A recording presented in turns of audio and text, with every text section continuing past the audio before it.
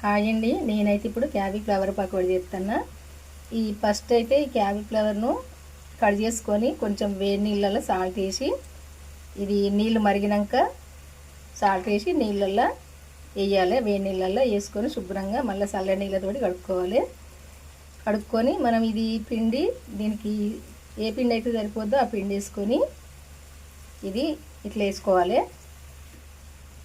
ఇది పకోడీ అయినా అనుకోవచ్చు, ఇదిగో బజ్జీ అయినా అనుకోవచ్చు, ఏదైనా అనుకోవచ్చు. ఇట్లుంటుంది.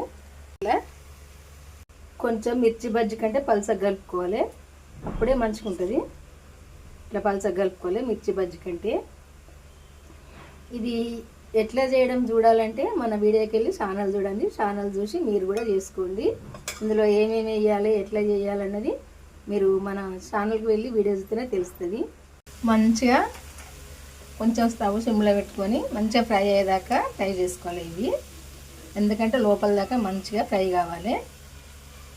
ఎందుకంటే ఈ పువ్వు లావు ఉంటుంది కదా, కొంచెం ఇది మంచిగా ఫ్రై కావాలి.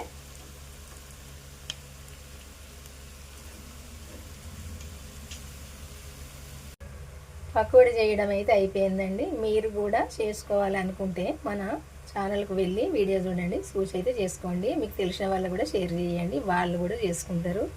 బాయ్ అండి, ఉంటా మరి.